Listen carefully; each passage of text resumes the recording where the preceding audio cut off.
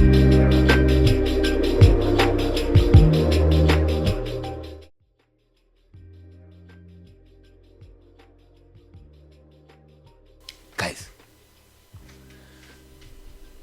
you mean to tell me that you guys want to be successful billion-dollar, million-dollar companies without a brand strategy, or without a plan for a brand strategy, or even just a draft of a brand strategy? Guys, okay, maybe, just maybe, and I might be guessing here, maybe you don't know what a brand strategy is. Maybe that's why. Maybe you don't know what a brand strategy is, and that's why you think you're going to build a billion-dollar company without one. So, let me get comfortable. Let me tell you what a brand strategy is. Okay, I can't get comfortable because these are the kind of things that actually excite me. Yeah. Look, a brand strategy is... Sorry, the African in me was coming out for this. The good uncle in me was coming out for this. Let me be a professional. Listen, a brand strategy is a set or collection of things. That logo that you love so much, that product, that customer experience, that good customer experience that you love so much, that packaging that you're so proud of, all of that put together, done deliberately, all together, to create a great connection between you and your client, is a brand strategy. So what I'm saying is, your logo is not a brand, your product is not a brand, your great customer service is not a brand in itself. Or is it? It could be. Well, all of these are actually elements of the brand. They're not a brand in itself. A brand in itself has a lot of different elements around it. A lot of different elements that have to be done deliberately and put together deliberately to create this amazing golden thing that grows your business called a brand strategy. Now, what does this miraculous thing do? Well, a brand strategy actually helps you understand three main things. A brand strategy helps you understand yourself as a business, as a brand. It helps you understand what exactly you stand for. So your brand core has your mission, your vision, all of these statements that you have about yourself. They help you understand the self. It helps you understand your brand's personality, helps you understand your brand voice. It helps you understand almost every single element within thyself that makes thyself so great. That help you understand whether or not you're playing for something bigger than just money. And you should be. Ideally, you should want to do more in the world than just make a buck. The second thing a brand strategy does is helps you define and understand your customer. So who are you selling to? Who are you speaking to? How are you even speaking to these people? What is it? What is it that's so great about you that these people find amazing that they want to keep coming back over and over and over again? What is this unique thing that you're giving, your unique value proposition? What is it? That's in your brand strategy too. Then, the third thing that your brand strategy helps you understand is now that you know who you are, and now that you know who they are, how do we make them meet?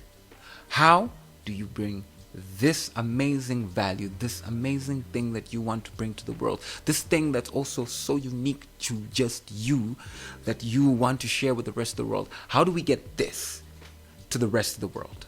How do we get everybody else to get to know about this amazing thing? There's a strategy around that. There's a way that your brand communicates. There's a way that it puts itself out there. That particular unique way that it does that thing is within the strategy. So you have this amazing thing, this amazing strategy that you have created, and it guides you in the decision making, guides your employees, it guides your team, it guides every single aspect of your creation of value. And what it does is, because it's deliberate, it creates connection.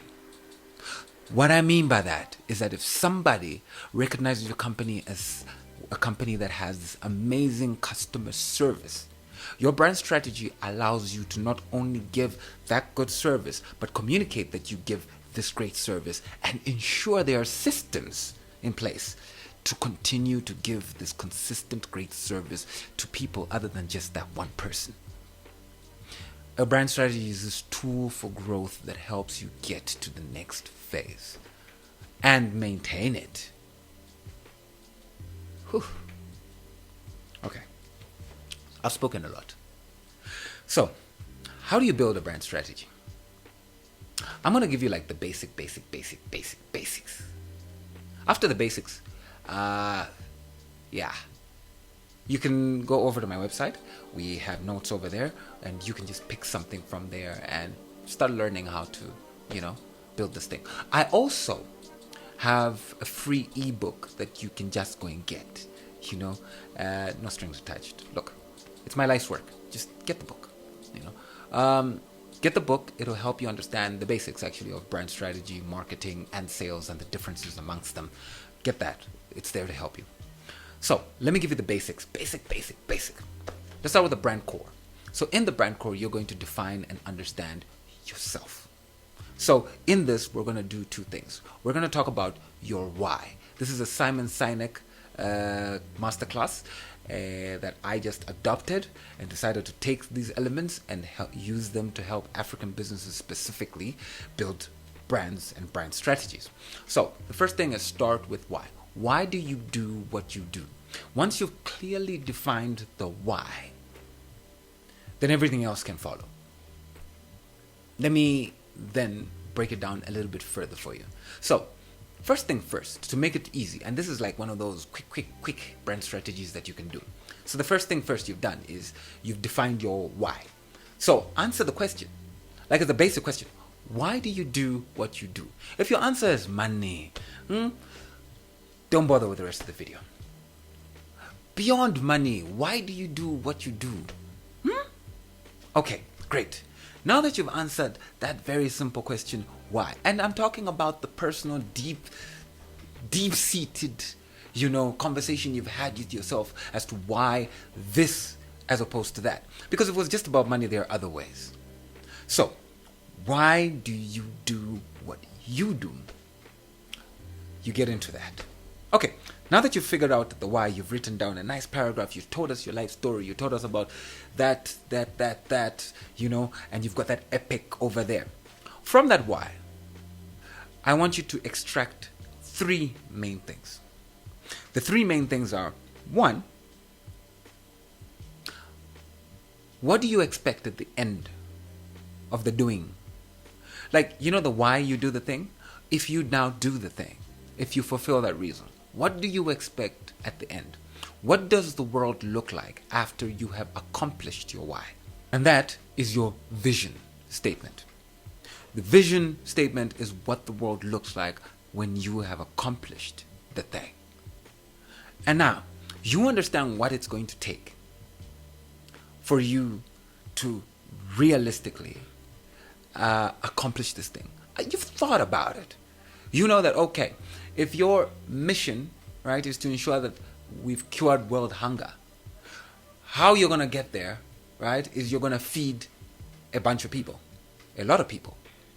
So we're talking about that bit, the how you get there, the how, that is your mission statement. You got your vision statement, you got your mission statement. Then the third thing is, if you were to tell a story, of the epic, the legend of you actually going through that mission, what would that story kind of look like? And that are the fundamentals, it's the basics. It's not the full, but it's the basics of you building the brand story. It's not the full, but it is the basics of you building the brand story. Now, the brand story is one of the core elements of the initial brand. So what have you got so far? What you've got is, you've got your mission, your vision, your brand story, and your main reason for existing. You've got your brand core sorted. Ta-da! We're done. All of that was part of level 1. First part. Now comes the second part. Understanding your customer. That's the second part. Remember I told you I'm going to give you 3 parts. So stay with me. I know. Stay with me. There are 3 parts. So the second part is understanding your customer. So when you are understanding your particular customer, who is this person? I want you to actually imagine what your end user, your customer, the people you serve, what do they look like? In fact, imagine 3 groups if you can. What do they look like? And beyond that, I want you to give them names. I want you to say, John Banda, 46, of Avondale, eats this, lives here, wakes up at this time, has married 2 wives, etc., etc. Get as much detail as you can. Create a person. Create an image of what your customer looks like. The person with the particular needs that actually comes and patrons your particular service. What do they look like? And when you're creating that, that's what we call a persona, a customer persona. So understand, what do they look like? What do they speak like? What do they drive? How much do they earn? What do they spend? Why do they spend with you? And while you're thinking about why they spend with you, what are their options? Who else could they spend with? What else other than your particular service or product could they be spending on? And when you get to that point, that's the second part of part 2. 2.2, the market. Understand the market. Understand what the market looks like. Understand the market that you're operating in. Understand the market that you have access to. Understand the opportunities that lie in that particular market and the opportunities that lie in the market that are external of you. Now, as a brand strategist, if I'm doing a brand strategy for your company, I would focus on the market you're currently operating in so that we can establish a good brand there before we expand to other markets. Unless specifically you're coming to get a brand strategy so that you can expand to other markets. But otherwise, focus on where you are. If you can do better, be bigger, be smarter in the market that you currently are, start there. Start where you are with what you have. Okay, great. That is going to make for a good short. So, now that you understand your customer, who they are, what they want, you've got next the market you're operating in. The third thing is you're fully understanding why you matter in this particular market. Why do you matter in this particular market?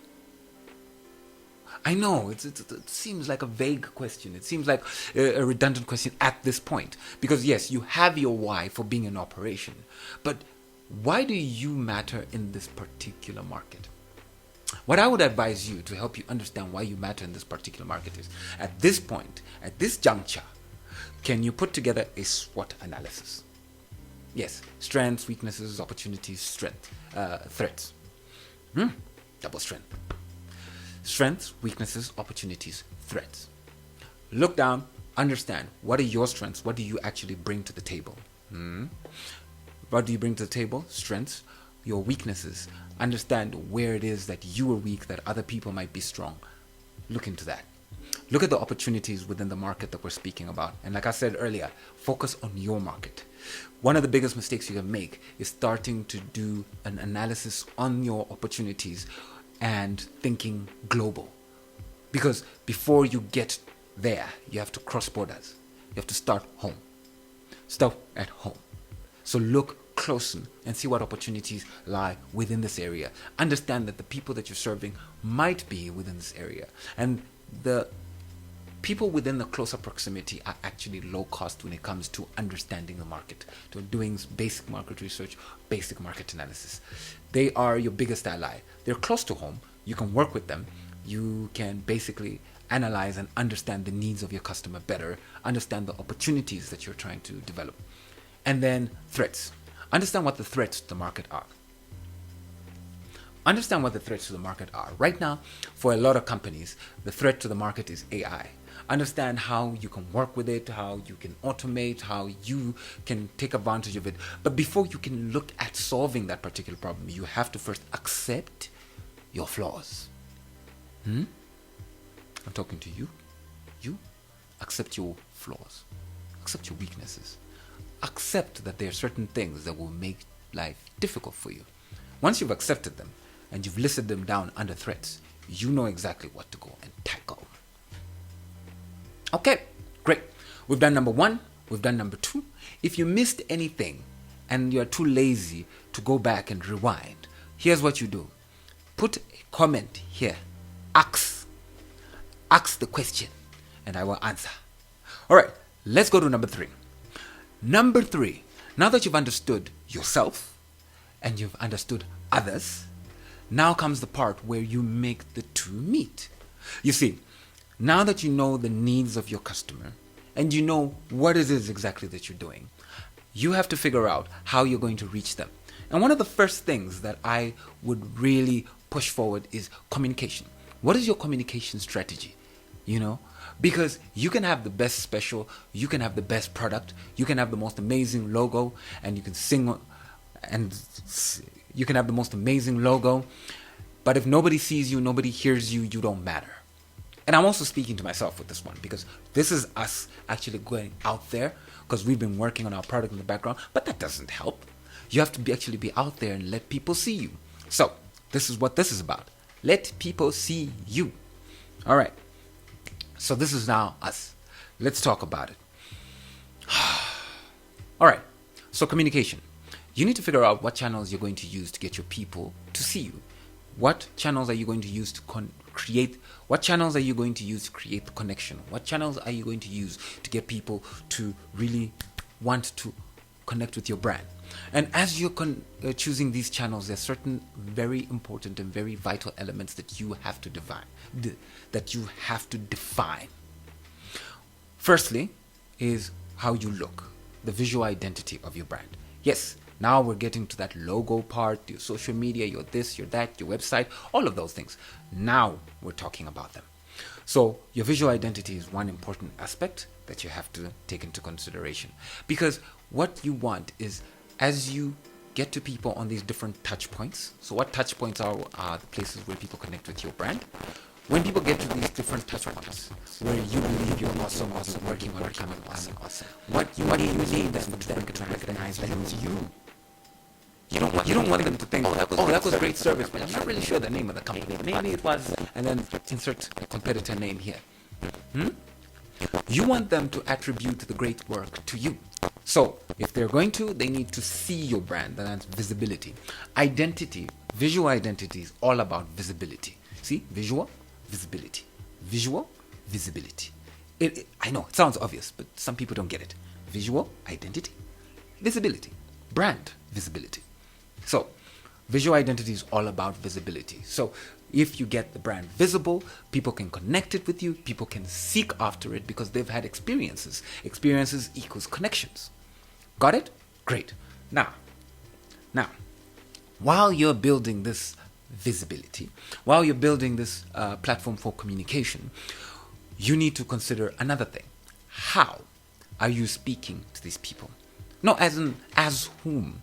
Because you see, now that you know why you're doing what you're doing, you know yourself and you know your customer, you need to now create a person in the form of a brand that is going to connect with your customer. You get it? You get it? So this person has their own personality, they have their own voice, they have their own way of talking, looking, visibility. They have their own way of speaking, communication. They have their voice, brand voice, communication, brand voice. The tone, all of that falls under brand voice. We're getting somewhere. And then personality. They have their own personality. So when you're building a brand's personality, they are things that we call archetypes. So you can look up more on archetypes. If you would like me to explain archetypes, just leave a comment. But when it comes to archetypes, you get to pick a particular archetype that serves your client. Now that you know them, that serves your client the best.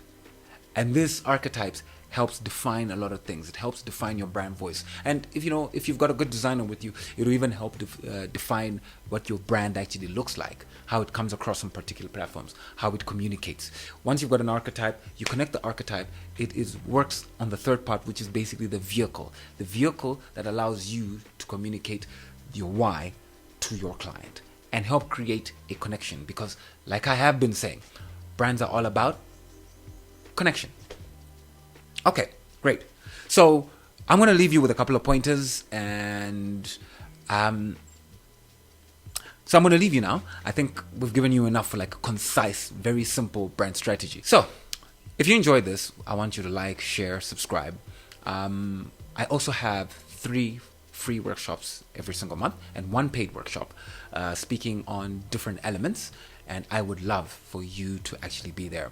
So look, do the thing. Like, share, subscribe. We will be sharing a whole lot more videos. This is like a whole series.